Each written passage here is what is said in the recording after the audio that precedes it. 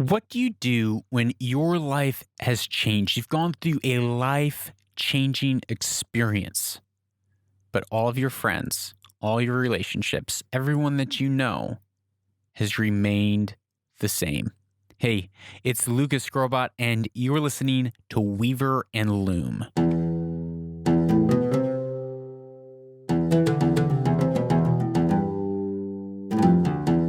Welcome to Weaver and Loom. This is the third of 5 episodes on change this week.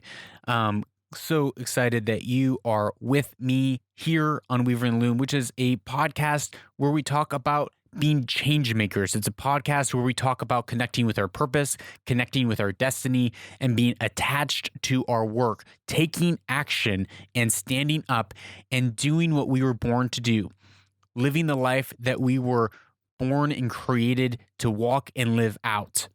And so much of that requires us having the courage and the boldness to stand up, to go and sit at the loom and do the work, the hard work, day in, day out. It's not popular, but that is the only way forward. And so today we have a question from Rima Suleiman from Instagram. Her handle is RVMA7. And she asked a great question, which was, when your life is changing, when you're at university and you're growing, you're having all these life-changing experiences and thoughts and ideas, your personality seems to be changing, you're growing into who you are as a person, and yet all your relationships back home, all your friends, your family, seems like they are not changing at all. You are a completely new person, and you're no longer able to relate to them the way they did. They no longer are able to relate to you. It feels so foreign. It feels like you have nothing to talk about. You have nothing in common anymore. Your world is so different.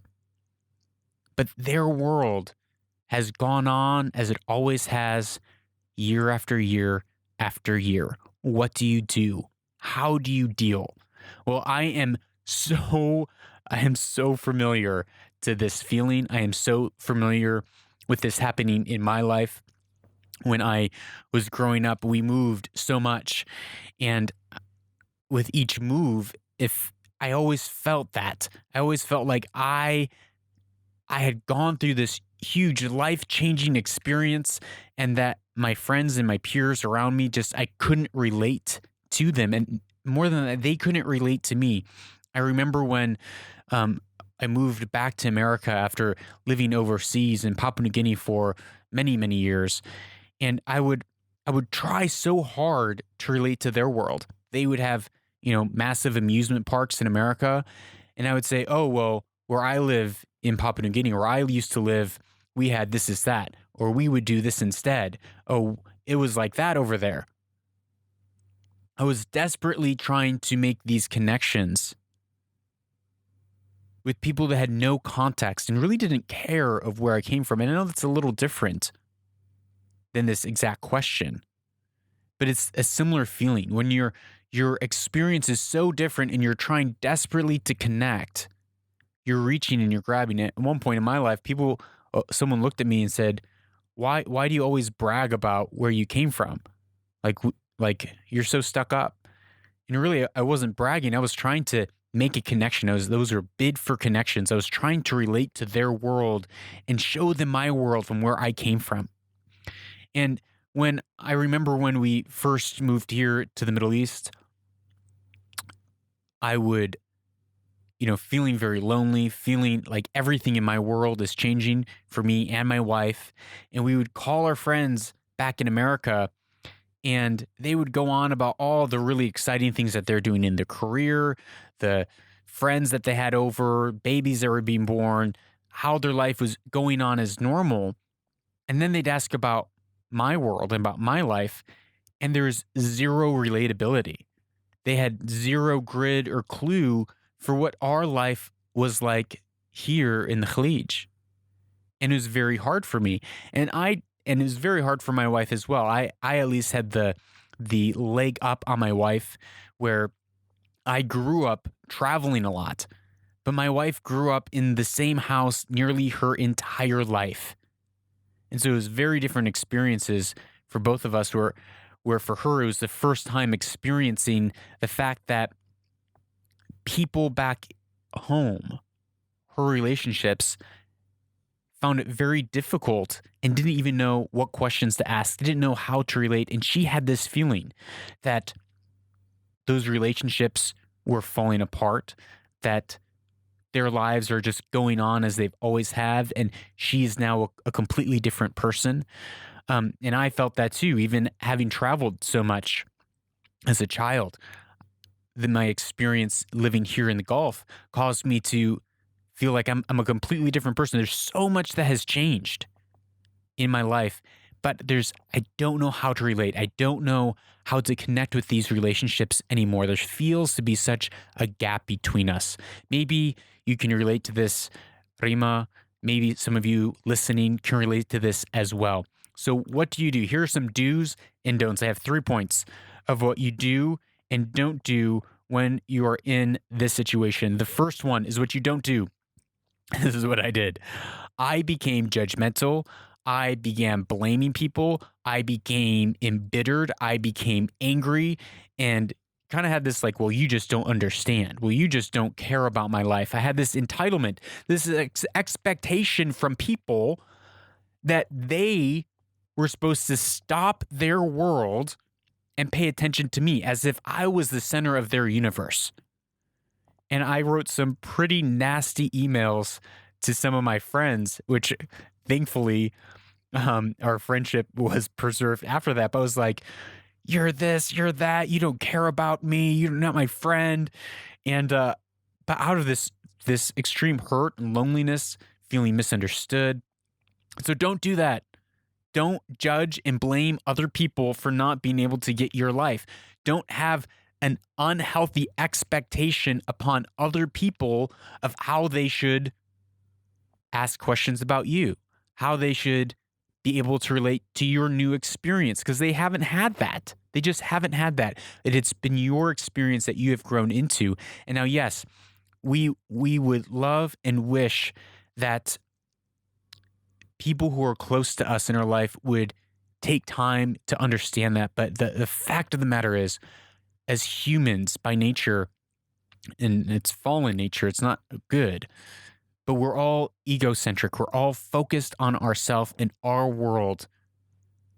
And oftentimes, if we have interest in someone else, it's just in how does that person intersect with my life. And just as individuals, when something is unknown, as humans, when something is unknown, it can feel very intimidating to ask questions because we don't want to feel or look stupid.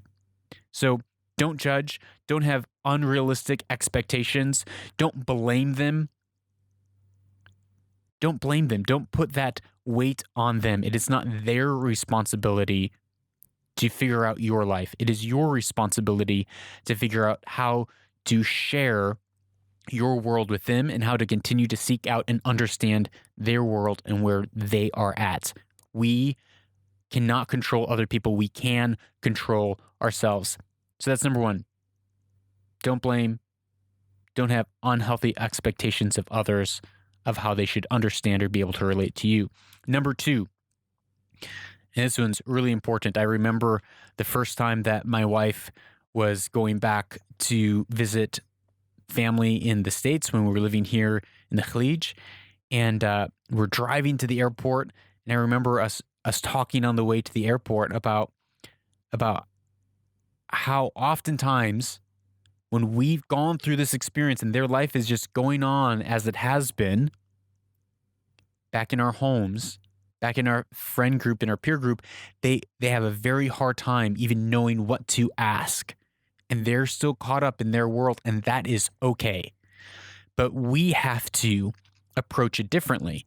Us who have gone through these life-changing experiences, we have to approach their world with generosity. We have to ask about their world. We need to seek out the new things in their life. We need to not wonder why they're not asking about our life. We need to give to them. So instead of viewing these relationships where we need to be the beneficiary of the relationship, where we need to be the one who is being served, who is being given to, we need to enter back into that sphere with saying, not what can I get from this? What should people be giving to me? But I am now a powerful individual that is supposed to be contributing to these relationships. So flip it around. Instead of what should people be asking me? What should I be getting from this? Say, how can I serve in these relationships? Not how can I be served? And that has always helped me tremendously. When I travel, when I'm at new places, I'm always thinking to myself, okay, how can I serve their world? How can I intersect into their world and become relatable to them rather than having this expectation that they should relate their world to me? So, one, healthy expectations. Don't judge. Don't blame others.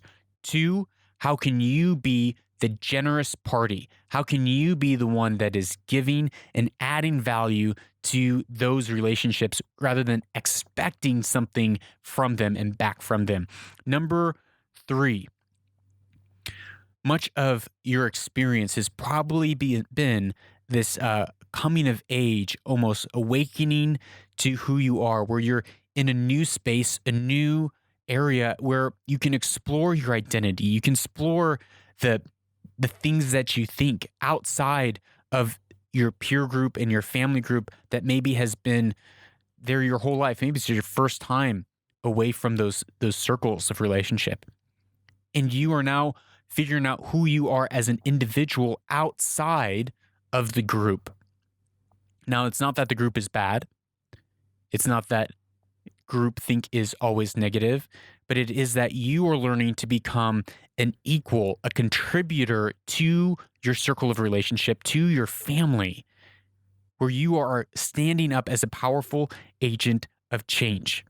So when you come back into that, and when you're feeling that anxiety or you're feeling like things have changed, yes, they have changed.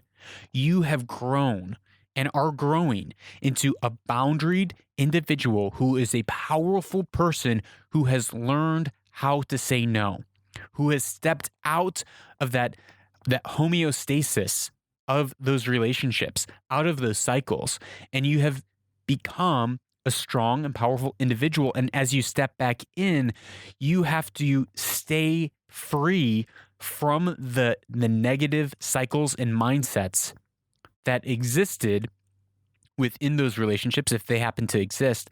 And you have to say, how can I be an agent of change here?